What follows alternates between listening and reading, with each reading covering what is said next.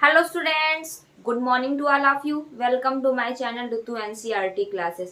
Friends, आप लोगों को हमारे चैनल पर जूनियर सुपर टेट और जूनियर यूपी टेट की प्रिपरेशन करवाया जाना शुरू किया गया है, जिसमें से हम लोगों ने रक्त की संरचना टॉपिक को पूरा अच्छी तरीके से कवर कर लिया है।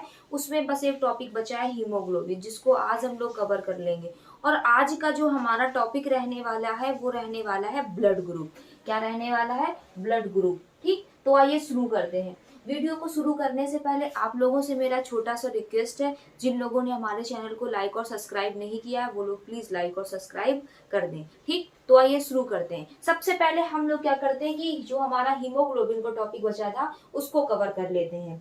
तो जो हीमोग्लोबिन के कारण जो हमारा ब्लड होता है वो रेड कलर का दिखाई देता है। ठीक, एक सामान्य महिला में जो हीमोग्लोबिन का स्तर होता है वो 13 ग्राम पर डेसीलीटर होता है, और जो एक सामान्य पुरुष में हीमोग्लोबिन का स्तर होता है वो 14 ग्राम पर डेसीलीटर होता है।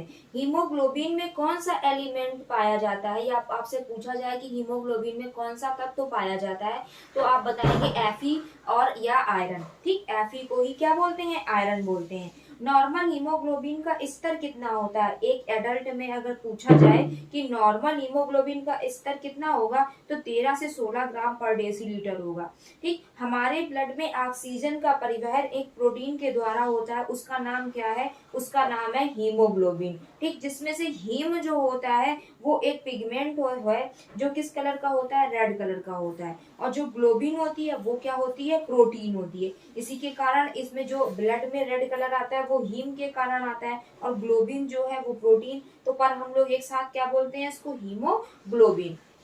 ठीक, हीमोग्लोबिन कैसे हमारे पूरे ब्लड में ऑक्सीजन का परिवहन करती है? तो हीमोग्लोबिन जो होती है वो जो हमारे श्वसनांग है उनसे क्या करती है कि ऑक्सीजन को एब्जॉर्ब करती है, और इसके बाद में किस में चेंज हो जाती है? ऑक्सी हीमोग्लोबिन में। ठीक, जो कि एक अनस्टेबल कंपाउंड होता है। और फिर इसके बाद ये ब्लड सर्कुलेटरी सिस्टम से हमारे पूरी बॉडी की सेल्स में तक पहुंच जाता है। ठीक, हीमोग्लोबिन के निर्माण की दो आवश्यकता बताइए। ठीक है, हीमोग्लोबिन के निर्माण में किन दो की आवश्यकता होती है? तो वो होती है एफी की, तो वो तो हम लोगों ने पहले जान लिया था। और किसकी होती है? फॉलिक एसिड की। ठीक, डब्ल्यूबीसी की अत्यधिक मात्रा से कौन सा रोग हो जाता है? डब्ल्यूबीसी की अत्यधिक मात्रा से हमें ल्यूकेमिया हो जाता है। क्या हो जाता है? ल्यूकेमिया, जिसको हम लोग सामान्य सी भाषा में बोलते हैं ब्लड कैंसर। ठीक, बीपी को किस ग्लैंड के द्वारा नियंत्रित किया जाता है? बीपी को ग्लैंड के वो बीपी को किस ग्लैंड के द्वारा नियंत्रित किया जा सकता है? एड्रिनल ग्लैंड, या इसी को अभिवृक्क ग्रंथि कहते हैं। ये हमारी जो एड्रिनल ग्लैंड होती है वो जो हमारा किडनी होती है, किडनी के ऊपर क्या होती है? एक कैप लाइक स्ट्रक्चर होती है। ठीक, इसके बाद में हाई बीपी को नियंत्रित करने के लिए किसका यूज किया जाता है? हाई बीपी को नियंत्रित करने के लिए रेसरपीन का यूज किया जाता है। अब हम लोग किसके बारे में पढ़ते हैं? ब्लड ग्रुप के बारे में। ठीक, तो सबसे पहले हम पढ़ेंगे कि ब्लड ग्रुप की खोज किसने की थी। ब्लड ग्रुप की खोज की थी कार्ल लैंडस्टीनर और वीनर ने। ठीक, किसने की? कार्ल लैंडस्टीनर ने और वीनर ने। इसके बाद क्या है कि किस आधार पर इन वैज्ञानिकों ने ब्लड ग्रुप को खोजा था? कुछ बेस बनाया होगा तभी तो उसको ब्लड ग्रुप को वो खोज पाए। तो वो आधार क्या था? वो था एंटीजन और एंटीबॉडी। तो हम बोल सकते हैं कि इन्होंने एंटीजन और एंटीबॉडी के आधार पर ब्लड ग्रुप को खोजा था। इसके बाद में ब्लड ग्रुप की संख्या कितनी होती है? 4 होती है। कौन कौन से ब्लड ग्रुप होते हैं? ए होता है, बी होता है, ए बी होता है और ओ होता है। इसके बाद में एंटीजन क्या होता है? एंटीजन एक प्रोटीन होती है। एंटीजन एक ऐसी प्रोटीन होती है जो एंटीबॉडी जनरेट करती है, एंटीजन कहलाती है। एंटीजन क्या होती है? प्रोटीन होती है जो एंटीबॉडी को उत्पन्न करने के लिए क्या करती है? प्रेरित करती है। ठीक, वही क्या होती है? एंटीजन कहलाती है। और एंटीबॉडी क्या होता है? एंटीबॉडी जो होता है यह हमारे इम्यून सिस्टम द्वारा उत्पादित सुरक्षात्मक प्रोटीन होती है। एंटीबॉडी क्या होती है? यह हमारे इम्यून सिस्टम द्वारा उत्पादित सुरक्षात्मक प्रोटीन होती है। यह एंटीजन जैसे, कौन से एंटीजन? वो एंटीजन हमारे कौन कौन से होते हैं? वायरस होता है, बैक्टीरिया होता है, फंजाई होता है, टॉक्सिन्स होता है, से अटैच होकर इनको बॉडी से क्या करती है? बाहर निकालती है। कौन? एंटीबॉडी। एंटीजन कहाँ पाया जाता है? आरबीसी की मेम्ब्रेन में। जैसे ये हमारी आरबीसी बनी है तो जो इसकी ये मेम्ब्रेन बनी है, सेल मेम्ब्रेन, इसी में क्या पाया जाता है? एंटीजन पाया जाता है। और एंटीबॉडी कहाँ पाया जाता है, एंटीबॉडी हमारे प्लाज्मा में पाया जाता है। कहाँ पाया जाता है, प्लाज्मा में, ठीक। और एंटीजन कहाँ पाया जाता है, मेम्ब्रेन में। और इसके बाद में क्या है कि हमारे एक नोट लिखा हुआ है कि ब्लड ग्रुप एंटीजन के आधार पर डिसाइड होता है, ठीक। तो जो हमारा ब्लड ग्रुप होता है किसके आधार पर, एंटीजन के आधार पर। अगर किसी व्यक्ति का एंटीजन ए है तो उसका ब्लड ग्रुप ए होगा, अगर एंटीजन बी है तो ब्लड ग्रुप क्या होगा, बी होगा।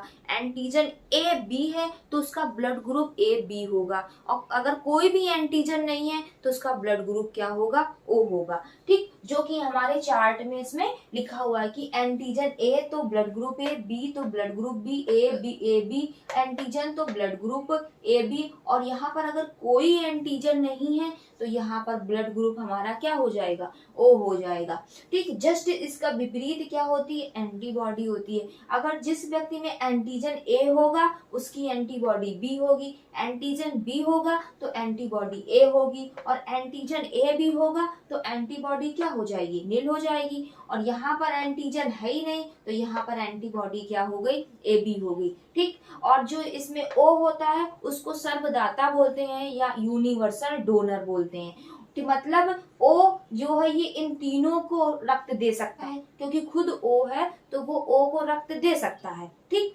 पर ये क्या है कि ए को, बी को और ए बी को, इनको भी रक्त दे सकता है, इसलिए ओ को क्या बोलते हैं, सर्वदाता या यूनिवर्सल डोनर बोलते हैं। ए बी जो होता है वो केवल ए बी को रक्त दे सकता है, ए बी केवल अपने जो सेम है ए बी उसी को केवल ब्लड दे सकता है, ठीक। बट ये क्या है कि इन सब से ले सकता है, किससे भी ले सकता है, ओ से भी ले सकता है, ए से भी ले सकता है और बी से भी ले सकता है, ठीक। और पर इन तीनों को ये दे नहीं सकता है, A B A blood group वाले को नहीं दे सकता, बी को नहीं दे सकता, ओ को नहीं दे सकता है, ठीक। इसका कारण क्या है, इसको हम लोग नीचे जानते हैं।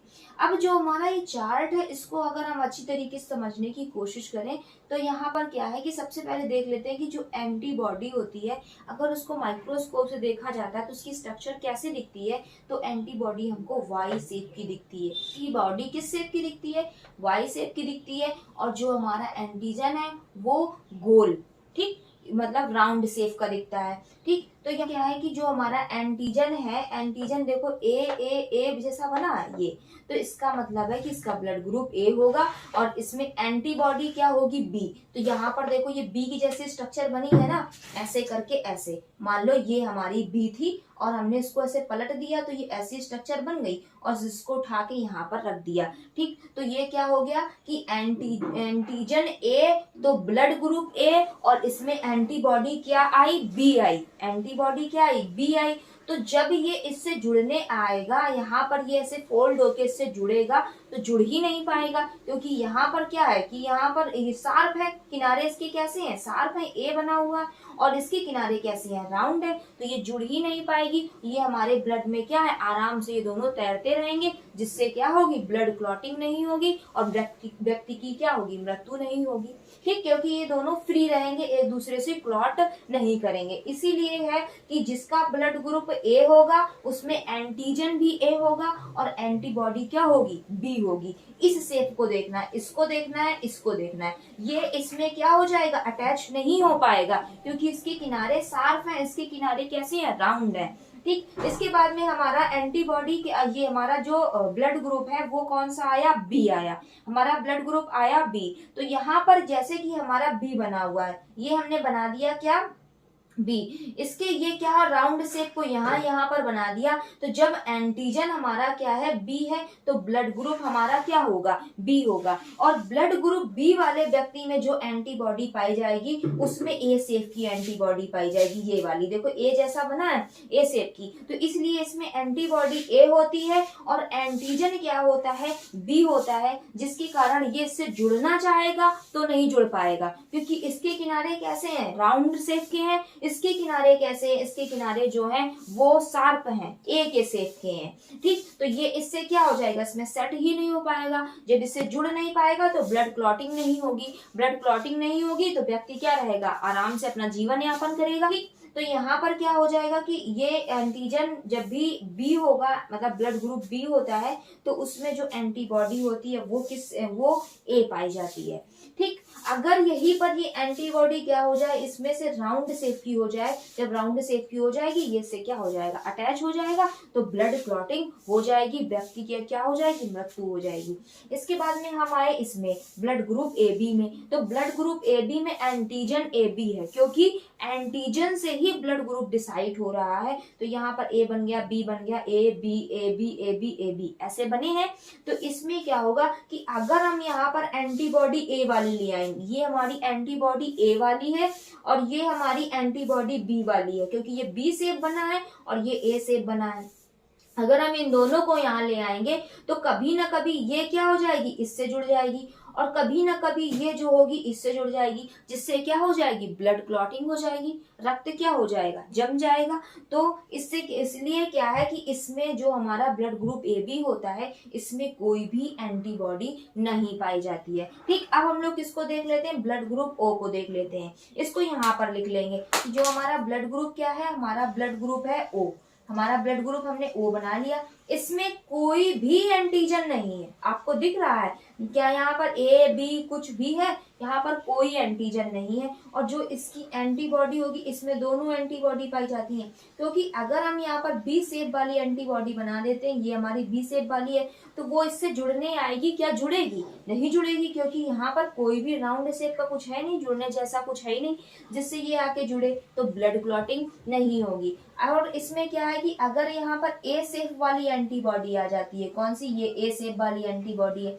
वो भी यहाँ पर आएगी, तो वो क्या से जुड़ेगी, नहीं जुड़ पाएगी। तो इसलिए क्या होता है कि जो हमारा ओ होता है, इसमें कोई एंटीजन नहीं है, यहाँ पर कोई एंटीजन नहीं है, पर इसमें एंटीबॉडी ए और बी होती हैं। ठीक, ये क्या है, ये दोनों आराम, ये तीनों आराम से ब्लड में क्या रहते हैं, सर्कुलेट रहते हैं, आराम से घूमते रहते हैं। ठीक, आप लोगों को ये समझ में आया होगा, एक बार रिवीजन कर लीजिएगा और अच्छी तरीके से समझ में आ जाएगा। ठीक फ्रेंड्स, आज के लिए बस इतना ही। अगर आप लोगों को हमारा वीडियो पसंद आता है तो हमारे चैनल को लाइक और सब्सक्राइब करिएगा, और कोई डाउट रहता है तो कमेंट करिएगा।